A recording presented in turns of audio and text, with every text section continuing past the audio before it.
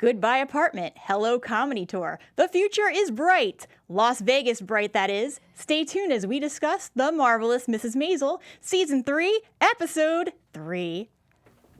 I'm Maria Menounos, and you're tuned in to AfterBuzz TV, the ESPN of TV talk. Now, let the buzz begin. Hey everybody, I'm Rachel Goodman, and we're here to talk about The Marvelous Mrs. Maisel. With me, I've got Loren, who is such a big fan of the show that guess what? He actually named his cat Maisel. That's right, the Meowvelous Mrs. Maisel. You Yes. can follow her on Instagram. Yes, and I love it. we've got a picture up there in case anybody wants to see. Hi, Maisel. Oh, cute kitty. And then we've got Ashley. Hi guys. Yeah, A so Marvelous Mrs. Maisel super fan over here. and you also have a cat. I do not. What? I do not. I tried. All right, so let's jump right on in. Yeah. We had a lot of emotional moments in this episode. Totally. We kind of see the biggest theme is that we are saying goodbye to the apartment and we're welcoming in Midge's new lifestyle. But before we get to Vegas, we see Rose and Abe and we kind of watch them packing up. Oh my gosh, it's Yeah. so sad. I felt like I was leaving my first house. They have so many memories and so many special times that they've all shared in this apartment. And it's a great apartment. It's huge. And by New York City standards, it's like literally a mansion. And so, yeah, it's really sad for the whole family. And it was sad for the viewers, too, because we've all been rooting for them. And to see their whole life uprooted and then they're fighting about where they're going to move next. There's so much uncertainty. Midge is going on tour. I just feel like there's so much happening and so many emotional undertones from it. Yeah, the scene where Abe is at the piano Yeah. in the empty room. Juxtaposed with Moisha and Shirley doing the Tushy test on the Oh my couch. God. Oh, Leave it to them. And of course, the furniture's not good enough. Right. But he's not going to take the nuts, just the whatever it is, the container holding the nuts, right. maybe. The Tushy knows. That's what Shirley says. The Tushy knows.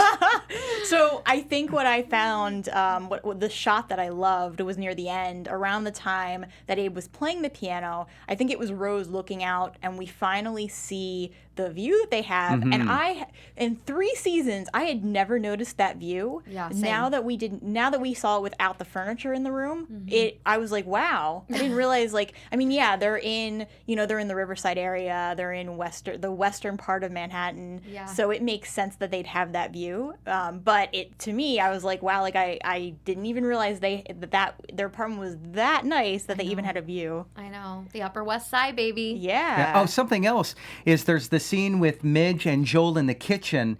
Kind of made me think when you first move into an apartment, it's usually the two of you sitting there eating pizza or something. That's what it reminded me of, but it was just in reverse. They were saying goodbye to the apartment and somewhat to their relationship. Definitely. Yeah, exactly. And just this whole, I think what I love is that every moment that Midge and Joel have together, we were talking about this last episode too, but that they can be loving with each other after everything that's happened, after the betrayal.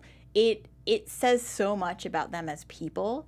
And it makes me this is the part of me that actually wants them to be together when I see them. Same. And when I saw Joel kiss her on the cheek and be very supportive and loving, and she's like, I'm nervous, and he stepped up and emotionally supported her. Yeah. And it was just a very beautiful and tender moment to have them, just to watch them share. Yeah. He's been there for her, and I feel like, back in this time period especially, the men were not supportive most of the time of the women going to get jobs, and especially one like hers that's going to take her away from her 2 children for the next few months or however long the tour is going to last.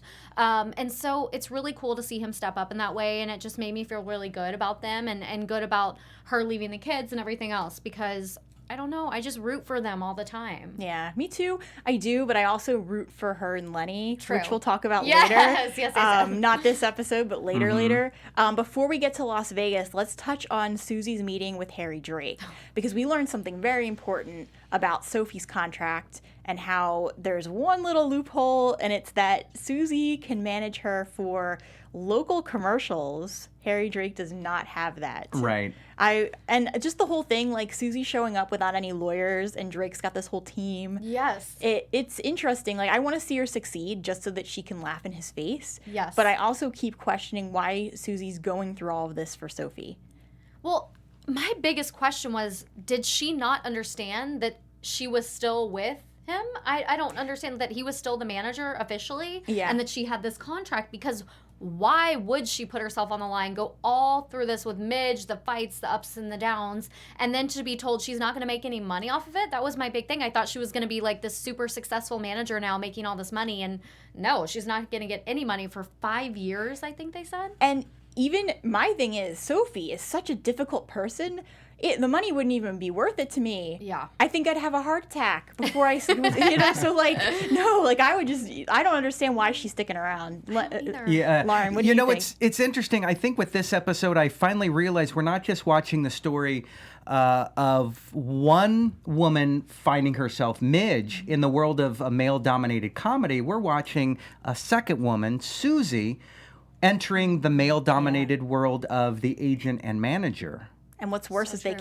they keep referring to her as a boy, which is the other thing. What I love about Susie's character is her choice in what she wears, because she is wearing, well, I'm just going to say unisex, because it is unisex. It's not, to me, it's not, it's, gender Right. neutral. Nondescript, yeah. Yeah, and I appreciate that. I appreciate a person who is comfortable enough to wear whatever they want in a time where women were supposed to wear dresses and, like, you know, when we saw in season 1 what Midge went through originally and how she used to prepare for her husband, and I just think that Susie's character is such a breath of fresh air. Right. And you remember I think her favorite moment was in the barracks in the first episode of the season when she's playing cards with the boys. Yes, I love that. She was having a blast. Like, that was her spot right there. Yeah. And that's, you know, that we can see a female entering the world of management in 59, 60. I can only imagine what that would actually have been like for someone who was female in that world. She doesn't seem scared, though. You know what I mean? She's up against this long table of fancy attorneys, and she just didn't seem fazed. And she's like, wait a second, I need to go to the bathroom. She goes in the bathroom, finds a loophole, and, like, does the whole thing. And I was just like, wow, you know what I mean? She is on it, and she's never afraid to walk in a room full of powerful people like that. And it just goes to show you, she can do anything. Yeah. It's amazing. Now, let's talk a little bit about, as we transitioned to Las Vegas, we had the whole plane scene, which again was hilarious with Susie because I didn't know that she was afraid to fly. No, that was the best scene. I love seeing them on the plane. So obviously it's a private plane, but the whole plane is full of, like, band members and Shy's entourage. And then, of course, now Midge and Susie. And it's a beautiful retro plane, which I have to say about The Marvelous Mrs. Maisel, all the set design is so incredible. And they thought so much about it. Even the flight attendants' outfits in these bright pink uniform, I was just loving every second of it. And then her being terrified on the plane, and I don't know, I just love the whole banter between them. It's so cute and funny. It's my favorite to watch them together and just joke around, and they're adorable. Yes. Yeah. Yes. All right. Well, I think that for me, the telling moment was Reggie. And how even there's a slight difference between the way that he acts with Susie versus Midge. Totally. Yeah, and it's not, I mean, he's still stern with Midge too, but I feel like Midge kind of gets him more, and it's more like we see a little bit later when they actually get to Las Vegas that, you know, obviously we just see a little bit later more of the dynamic between Reggie and Midge. Yes. So Midge goes out and she does her first performance. Oh my gosh. And the thing that I love about the show is that we don't always just see her succeeding. First episode, like she nailed it. She goes out in episode 3, and it isn't so much that she bombed, it's that nobody was respecting her in the audience, and she couldn't find a way to win them over. And I don't know what I would do if I were her in that situation, because I just would not know. If everybody's, like, eating dinner and they don't know who I am, and I'm trying to, like, actually perform and nobody even cared. Yeah. I think I don't know how she did it and just stayed up there and finished the set. True. Right. Is it Calabrese, the food and beverage manager Oh of my the gosh. hotel, That was amazing. who basically said nobody knows what Bergdorf Goodman's is you're in a different town. Everyone's from everywhere. Yeah. You need to find your voice for them, which she will find because she's Maisel. Angie, the gangster. Angie, Yes. oh my God, that's a really Food great and introduction. beverage manager. Yes. Can I just point out that for him, I was like busting out laughing when he introduced his wife, and then right after she bombed, he goes, "Hey, this is my girlfriend," Right. and it's like, Yeah. oh my God, and like it was like a couple of hours later. I was Literally. like, wow, okay, well if that's how you work, then Yeah. It's a total mafia stereotype, but I love it because Yeah. you know it's probably true, and it definitely happened. I also have to just say, can we talk about them playing the slots? Yeah. And that was the funniest, I thought. Both of them going back and forth. They had never seen slot machines. And I'm talking about Midge and Susie. And they were just so cute, playing the slots all night, just having so much fun together, getting all their pennies when they're winning. I'm just like, this is the cutest thing. And they just kept saying, That should have been something. that That should have been something. Were A you lemon dying? and an orange. Yes. Yeah, Over and I over thought again. It was so funny and clever. And I don't know if you guys ever watched the Gilmore Girls, No, I but have Amy not. Sherman Palladino is the executive producer and creator of that show too, and she's also on this. And she always does really quirky like one-liners like that, where it's just really funny and over the top. And you have to be that kind of person to get it and like it. But I do love it, and this is why I love The Marvelous Mrs. Maisel, because it is really similar to Gilmore Girls in that way, and it's awesome. It's so fun to watch it. I think what I loved too was that they, even between Shy and Mrs. Maisel, or sorry, Midge. I'll Midge, call her yeah. Midge. I got formal all of a sudden. Even between Shy and Midge, just the way that they worked in that ending, Yeah. where it was not only did she end up, she goes off to the side club and ends up making everybody laugh, and then there's like the second performance from Shy and just them riffing off each other and the way that Reggie got up there, Yeah. and then the ending where they're all singing they're singing the song Open the Door Richard, and Oh, yeah. they tied it into Rose and Abe, who are opening up the door of their new home. We don't know whose house it is officially yet, but we can all kind of assume Yeah. it is Shirley and Moisha's, and it's kind of hysterical, right? And it's Yeah. like, I felt like that was a way to welcome in the next chapter of everybody's lives. Yeah. Everything is kind of like, okay, we're moving on, new homes, new places. Some of us are homeless. Yeah. Joel, let's talk about him and Mai, because even everything going on with him, Yeah. he's in a transition too. Totally. Yeah. Right.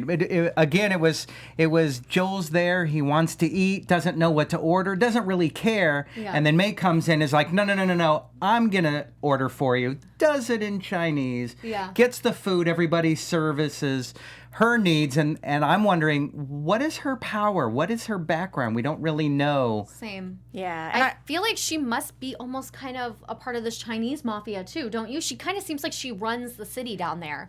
I don't know. It's interesting. Ooh, Like can't maybe wait till we get to predictions. Yeah, absolutely. So with the time we have left, let's jump to our segments. First, we're going to do our news. Yeah. Yeah, so Ashley, if you want to take it away with any news that you might have. TV News. Yeah, so there's a lot of news. So I feel like one of the biggest things we have to talk about, and it's not a pleasant thing to talk about, but the character, or the man that plays the character Jackie on the show, he is not going to be returning because he actually passed away. I think it was a month or so ago, and they just found out today that he overdosed. Wow. And it's Wow. such a sad thing. I felt like he was such a big part of the show, and especially we see him a lot throughout the season. Living with Susie and this whole I don't know. I just felt like he was becoming so much more of a prominent character on the show, and now he's not going to be back. So we're gonna Yeah. have to see how the show handles that on the next season. Obviously, this season he's in it through the end, Yeah. which is Right. great. But yeah, it's just shocking and devastating, and it's so sad. And yeah, my hearts go out to the whole cast and crew and his family, and it's really sad to think about. Wow, that is really sad. I know. And he, just from seeing him in Mrs. Maisel, he is an excellent actor. Excellent actor. He had a really storied career. He was actually on Gilmore Girls too, which is where I had seen him the first time. But when I was looking up his credits, he had so many movies under his belts and shows, and yeah, it's really sad. And there, for everyone watching, we're actually showing a couple of pictures of him right now. Yeah, he plays Jackie on the show. All right, well, let's jump to our next segment, which is Women in Comedy. And I don't think we have a sound clip for it, so I'm just gonna jump in. We might have a sound clip next time. We're featuring Gilda Radner on this one for our first. Oh, there we go. Yay! Yeah, and she's definitely a female in comedy who deserves a lot of laughs for her work on most notably SNL. She was actually the first person who was hired for the cast. Not a lot of people know that. Lorne Michaels, producer of SNL, in 75, he brought her on first before anyone else. As you know, some of the originals were John Belushi, Dan Aykroyd. Bill Murray was not an original, but he came a year later. We had Chevy Chase the first season, but she was the very first hired for that original, the not ready for primetime players. The other thing I wanted to mention about her specifically is that she is such a role model for a lot of people, a lot of females in comedy going forward. She would, in her memoir and in other stories written about her, and most recently this documentary called Love Gilda that just came out this year, there's a story in there about how she would be writing when she was on National Lampoon. She would be one of the writers, I guess. I don't know if I want to officially say that because I don't think they labeled her a writer, but she was definitely a performer. And she would be in the room with all the other guys trying to get her voice heard. And she understood very early on that she wasn't going to be able to overtalk all the other men. So she always opted to be the typist so that she could throw her jokes in, even if the other guys weren't going to listen to her. So that is very, very clever. Because if you're the one typing, whatever you want to put in there goes. So, yeah. So the other thing, so just to kind of talk a little bit more about her life and her legacy, she went on to be part of a couple of movies. Eventually, she got diagnosed with ovarian cancer, and she actually passed away in 1989. There was an organization called Gilda's Club. They have since, it might still be called Gilda's Club, but I think they've partnered with another organization now at this point. But Gilda's Club actually is a place for either people experiencing cancer or family members or people who have survived cancer. It's supposed to be a club for people who are going through that so that they have a place to go and laugh and be among other people who understand what they're going through, because that is what she found going through her experience, is that even cancer can be funny. Yeah. So yeah, that is Gilda Radner, and definitely she's amazing. Yeah, and that's actually kind of one more thing to say here. My writing pen name Radner is in honor of her. Oh my gosh! Yeah, and I've got a sticker. I don't know if you guys can see, but right in the center. This is my second laptop where I've had this sticker. I always get a replacement and put it in the center. I love it. Yeah. All right, let's get to our predictions. Your AfterBuzz TV predictions. All right, Loren, would you like to go first? Oh, really? Thank you. You're welcome. So it's going to turn out that May is in charge of this whole operation, that she's the boss. Oh my gosh, That's, yes. I'm just, and then Joel's got to deal with the fallout from that. That's my prediction. Ashley? I totally agree with that. But yeah, I mean, I guess I'm more predicting what's going to happen with the parents, because it's so interesting to see Abe and Rose moving in potentially with Moish and Shirley. And I don't know, I feel like there's going to be so much drama. They do not get along at all, but they need a place to live, so they do not have any other options at this moment. And she got rid of her trust funds, so yeah, there's that. She's going to have to pay for it now.